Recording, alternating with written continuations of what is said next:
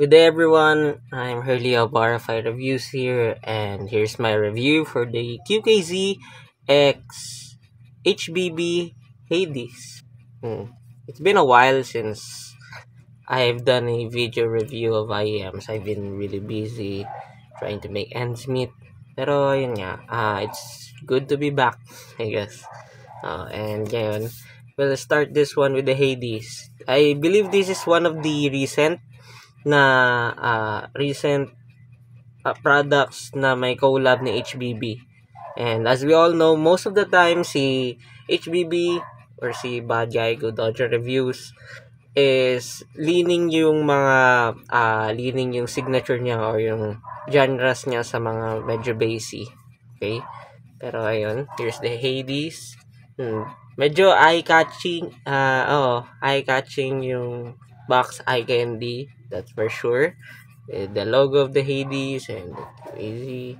And ayun, baliktad yung ano niya, it's kind of weird pero sige. And then yung FR graph, if like nagbabasa kayo ng FR graph, as you can see. And ayan yung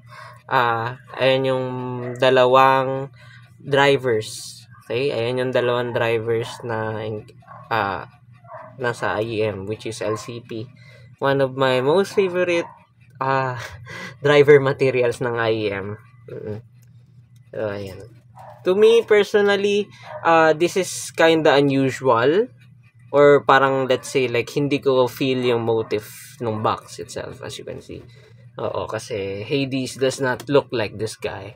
It never looked like this guy. Yung color scheme, yes. Oo, Hades is more of a bluish, purplish, black yung motif niya. And it reflects naman sa IEM. Yung packaging lang talaga yung parang medyo out of place in my opinion. But hey, that's just me. It's my preference. Okay? So, ayan. As you can see, at a glance, magmumukha siyang parang like premium in my opinion. Pero once na nahawakan mo siya personally, dun sila parang like nag-cut corners sa packaging. As you can see, alam mo talaga maganda yung finish niya along with the logo. Pero hindi siya magnetic. As you can see, hindi magnetic yung cover. Mukha lang siya magnetic, but it's not a big deal. Napansin ko lang. Okay? And ayan, may papel ulit. Then, may nakalagay na naman. Then, yun. It's the usual QKZ na lalagyan with the ear tips, the cables, and such. And yung HBB X QKZ na na token. Hindi ko alam kung anong purpose na ito. I don't know what's the purpose of this. Yes, it's hefty. I haven't opened it yet, pero ayun, this exists kasama dito. And ayun lang yung laman ng box. To me, it is quite underwhelming for its price in my opinion, kasi as far as I know, this is under like $60. Under 3,000 pesos in Philippine currency. And medyo underwhelming siya in terms of inclusions. Like, they could have included a cleaning cloth, a brush, probably a better cable, or some sets of ear tips. Pero yun nga, medyo kulang siya para sa price in my opinion. And ito yung ayan yung IEMs itself, as you can see. Yes, maganda yung finish na dito. It is smoothened out. Medyo smooth. Smoothened out siya na parang resin in my opinion. Medyo see-through yung dalawang drivers na ginamit sa kanya, as you can see. Dalawang LCP yan. Tapos, ayun nga. Pag tinignan mo ito yung medyo, to me, parang medyo delikado.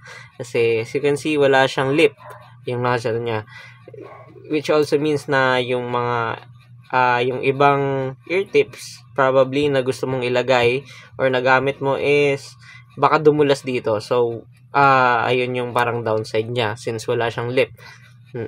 And then yung cable niya, ayun nga, it's on the thinner and cheaper side. I've seen cables na thin, pero it's screams premium. Like for example, yung Bax cable ng Etimotic as one of the examples. Yes, mukha siyang flimsy, but once na nahawakan mo siya, dun mo mafe-feel yung parang sturdy. It is quite sturdy in my opinion. Pero ayun nga, at a glance mukha lang siyang alambreng flimsy. So, ayun, hindi excuse yun like, okay, it's thin, it's for the price, ganyan. Oo. But ito kasi, yung cable niya reminds me of the old TRN cables. So, it's been a while since nakakita ko ng gandong types ng cables ulit. Oo. Sa price niya, in my opinion, hindi underwhelming yung gandong type ng cable. They could have done like kahit at least 8-core cable. Yan. Sige, or take 4-core cable. For, alam mo yun, additional like premium quality, speaks premium for its price, diba? In my opinion lang naman. You do you, kasi alam ko naman na most people probably magpapalit ng cable as sort of their upgrade dito sa IM na to. As for the faceplate itself, I like this faceplate. Yes, it screams Hades. Ganito yung vibes ni Hades if you watched Hercules sa Disney or nakita ka na ng mga Hades sa movies. Yes, this screams Hades. But siguro kung like i-nitpick ko, they would have gone with the hindi na lang transparent yung faceplate. They stick with yung ganyan, may violet, may purple thingy, tas nag-black na lang talaga, total black. It would be nicer, it would be better aesthetically. Tapos, ayan yung logo ni HBB, as you can see, wait lang. Yan. Yan. Ayan yung logo ni HBB, left and right, of course. Ayan, logo ni QKZ. Then, ayun nga, kaya ako nagustuhan yung driver na ginamit nila dito, which is LCP. Again, it is my favorite driver. Mainly because I've tried and tested and nagpagawa na ako ng mga LCP-based drivers na earphones. Specifically flathead earbuds na like all stock. Legit, binili ko lang siya sa Shopee. Pinakabit ko sa trusted modder ko na si Shaitan Customs sa earbuds. And ayun, it really sounded good on stock. To me kasi medyo leaning ako sa neutral, medyo leaning ako sa slightly bright sound signatures. Kaya alam mo yun, ang stock signature ng LCP to me, ilang beses na ako nakarinig din nun, is like maganda yung detail retrieval and technicalities and medyo vocal forward siya most of the time. Well, does it speak for this one? For this Hades? Yes and no. So, we'll discuss about it. Bale, in a nutshell, ang QKZ X HBB Hades is a bassy sounding set. This is no surprise because, it's HBB. It's Bad Guy Good Audio Reviews. He wants things bassy and thick. So, ayun, nasa bassy side to. If naka-audition ka na ng 7Hz legato, it is nearly the same. Magkaiba lang yung ginamit na material sa kanila, and then may slight differences, pero ayun nga, medyo within the same ballpark yun. This is a bassy set. Again, bassy set.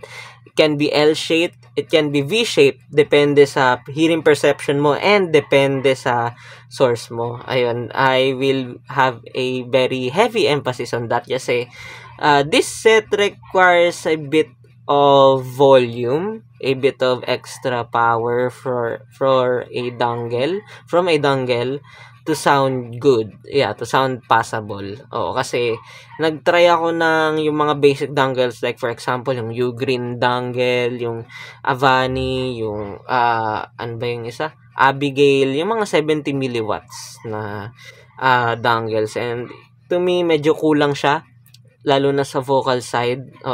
So to me, this needs a medyo powerful na dongle, like for example Fosi Audio DS1 or J-Kali JM10. Ayan, yung mga yan, medyo okay yan, okay? Pero yun nga, balik tayo sa sound signature. This is a V-shaped or L-shaped sounding set, okay? Medyo bassy. To me, na isa akong neutral head or medyo leaning ako sa neutral, pero ayun, I enjoy bassy sets most of sometime, lalo na pag nagte-testing ako ng tracks kasi pwede silang pambanlaw at the same time pwede pang casual listening lang. Okay? Now we proceed sa bass. Ang bass na tong IEM na to is very thick, very deep, very heavy. Ayan, to put it that way. Medyo bassy siya. This is definitely a basshead's dream. Under $60 tops or under $100. Ayan. Bassy siya, yes. Chunky, yes. Maganda sa mga hip-hop rap or sa mga genre na HBB itself, yes. Even sa EDM and UK house garage, yes. Sobrang musical nito, sobrang ganda nito in my opinion sa mga genres na yun. Okay? Yung speed niya medyo naglilin sa slower side, so pwede mong ma-perceive to as boomy. Oo, at some cases, yes, na-perceive ko siya as boomy. Tapos, medyo sub-bass heavy siya. Yes, deep sub-bass heavy talaga na thick. And definitely, meron siyang mid-bass bleed sa mids. Okay? Yung bass nito is definitely leans to the heavier side or sa chunkier side the bass.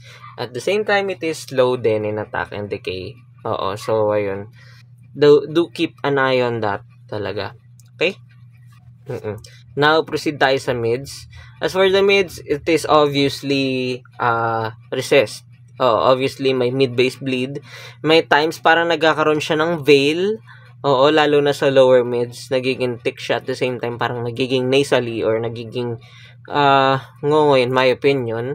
Pero hindi naman siya sobrang like yung tunog cheap. Hindi siya tunog cheap na type ng nasal. Pero ayun nga, evident talaga na nasal, okay?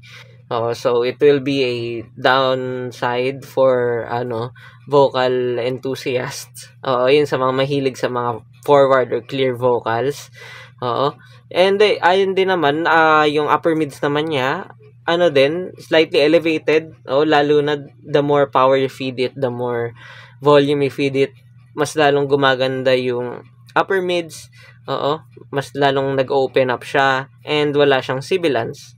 So overall yung mids niya, it is smooth, it is thick, it is for relaxed. Okay, relaxed or casual music listening sessions. Pero ayun nga, hindi ko siya mai-recommend for like mga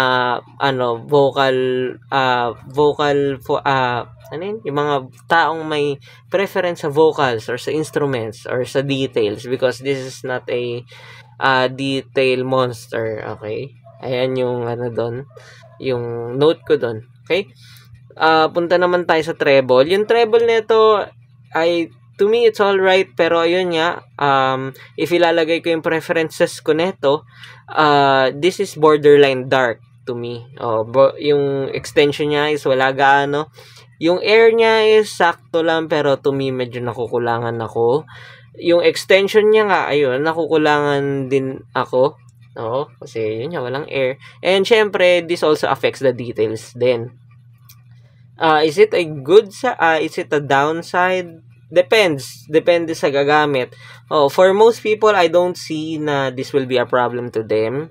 Lalo na doon sa mga taong sensitive yung tenga sa cymbals or sa sibilance or sa extra air or sa extra brightness, kasi literal na walang brightness dito. And ayun, without any form of pun or sarcasm, fit rin naman siya kasi Hades is the god of darkness.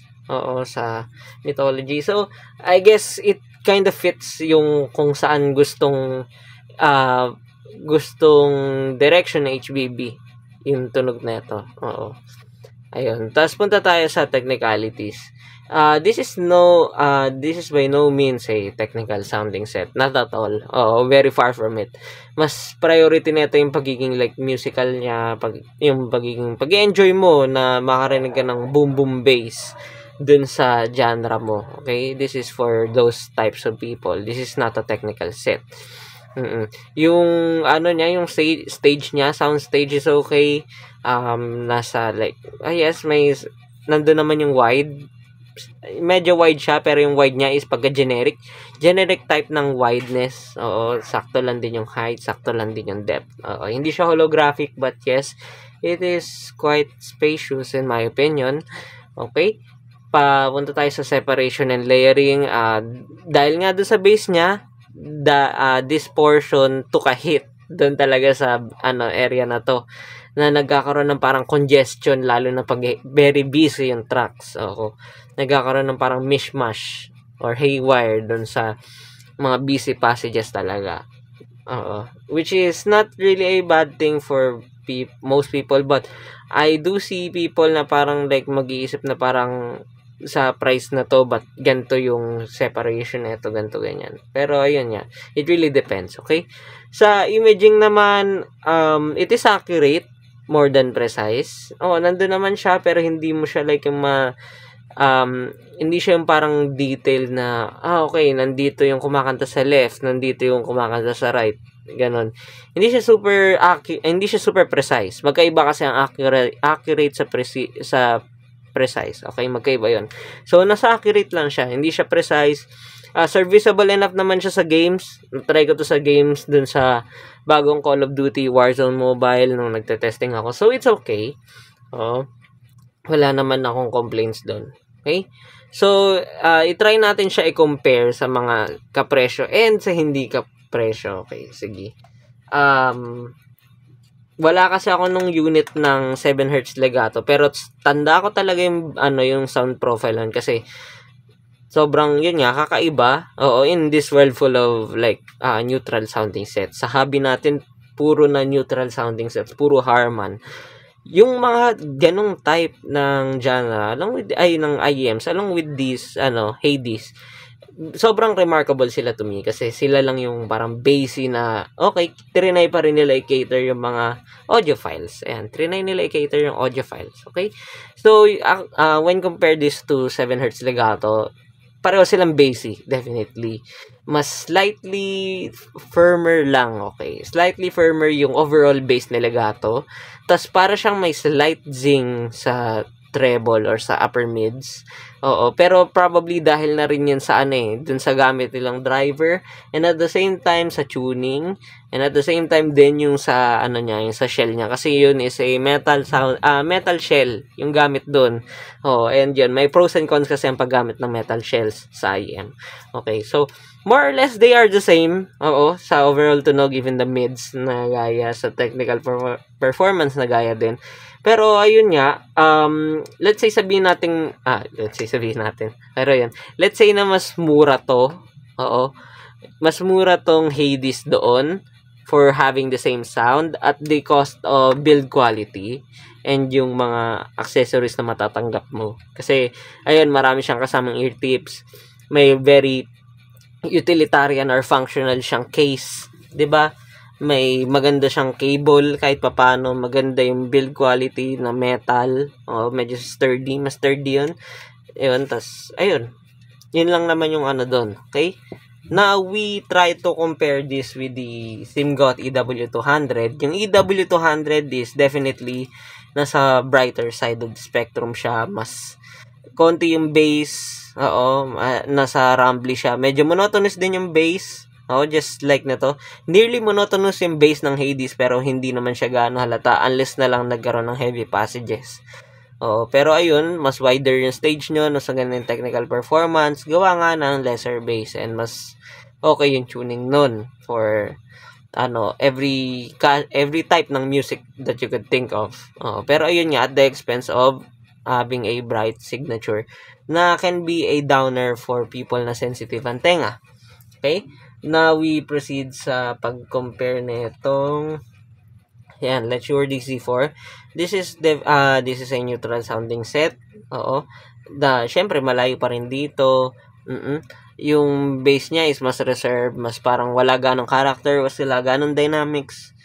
Unlike ng sa Hades na parang okay, boom boom bass talaga.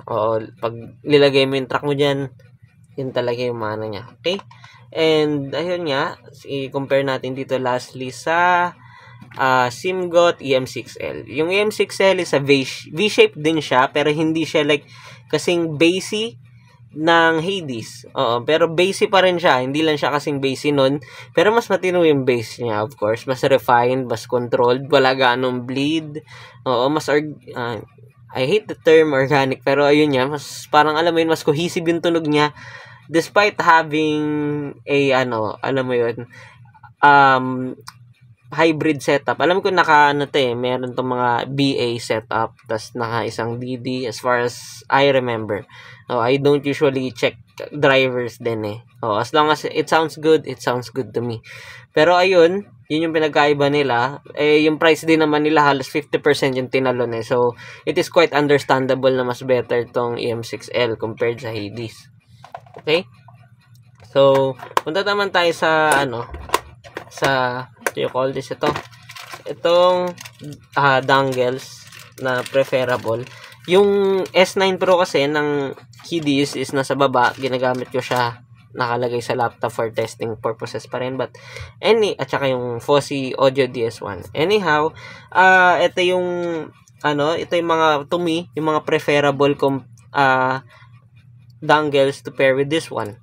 Kasi lahat sila is powerful. Okay, we'll rank it dito. Okay, kasi since mas mura tong Allegro, this is basically a Fosi DS1 na mas, alam mo yan, parang mas refined yung pagkakagawa sa kanya. Yes, review coming soon with this one. This is a better pair dito sa Hades in the sense na this is a neutral sounding set. So, bali parang mas kahit pa paano ma-refine niya yung tunog, lalo na sa bass. Yung overall bass, mababawasan niya yung bleed ng Hades kapag pinair mo siya dito. Tapos, ayan, mas magkakaroon ng kaunting expansion sa treble. Yes. So, this is a good one for the Hades. Okay? The next one is the Tanch Gym Space. To most people, yes, this is a good pair with this one. Personally, I'd prefer the Allegro sa Hades kesa sa Space sa Hades, in the sense na this is a transparent sounding set. Very revealing siya. Like, kung halimbawa underwhelming for you yung IEM mo, ilalabas niya talaga yung tunay na tunog doon. So, underwhelming talaga siya after all. Yun, to me kasi, yun nga, dahil na din, syempre, yung preferences, at the same time, naging critical ako sa technical performance. Kaya ako nasabi na parang hindi siya gaano fit, but most people will find it all right and powerful enough for the Hades. And lastly, itong SIMGOT U4X. I personally do not recommend this dito kasi magdadagdag lang to ng warmth. Kasi this SIMGOT U4X is a warm sounding dongle, but it is done better. It is done so well talaga na, alam mo yun, ang konti lang ng dongle na warm sounding sa under 5K na matino or even well recognized. Pero ayun nga, if i-prepare mo siya sa Hades, despite the color, alam mo yun, magkapareho sila halos ng kulay. As you can see, wait lang, let me focus on that one. See, halos magkapareho sila ng kulay, pero ayun nga, sad to say, hindi okay yung pairing nila, in my opinion, talaga sa hindi okay yung yung pairing nila sa isa't isa. So, if you have the extra money, this is the better pairing dito sa sa Hades to sound well, kasi sobrang kunat niya nga talaga. Nearly yung volume ko dito is parang naka-planar ako nung may planar pa ako. Mas makunat pa nga siya kaysa sa BQ EYZ Autumn. Sa pagkakatanda ko. Like, literally, yung volume nito is the same sa volume na ginagamit ko dito sa earbuds ko, which is the Nice Check EB2S. Naka 30/100 yung volume ko dito. And same dito yun. Same dito sa Hades. Unlike sa ibang IEMs na 20, 25 lang. Meron yan 13 lang eh. Kaya ayun. Need talaga niya ng extra power to sound good, in my opinion. Need niya ng extra volume to sound good, in my opinion. Ayun. So, anong verdict ko dito? Kahit nasabihin kong hindi ko personally favorite or hindi ko personally trip itong Hades, itong QKZ Hades, it doesn't mean na technically bad set siya. Bakit? Kasi sobrang konti pa lang naman ng bassy sounding sets sa sa audiophile scene. Ayan, sobrang konti ng bassy sounding sets sa sa audiophile sound, sa audiophile scene.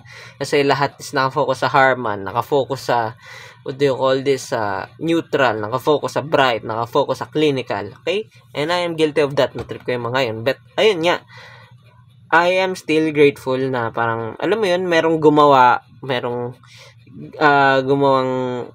collaborator ng reviewer na, hey, let's put my preferences, which is basic sa audiophile scene, which is yun nga, si HBB. Yeah.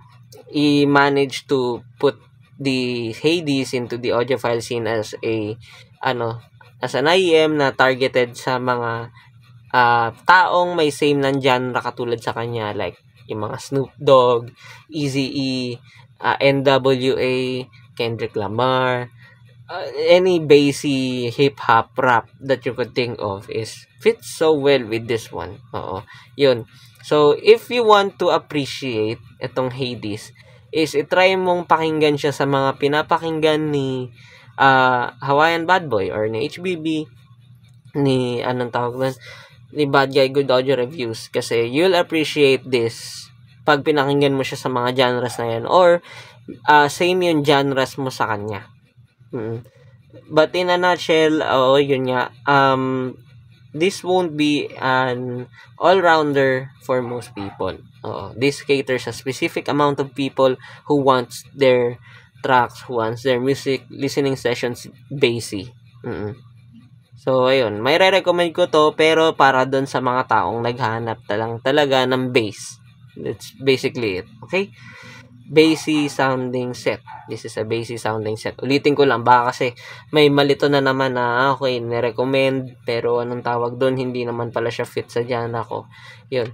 Fit siya sa mga bassy genres, fit siya sa mga bassy preferences. Ayun.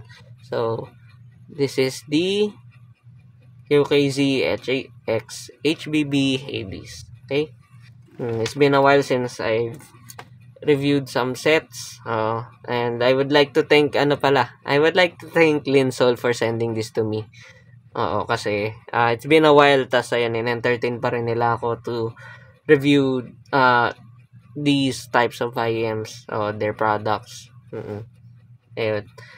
And that ends my review for the QKZ X HBB Hades.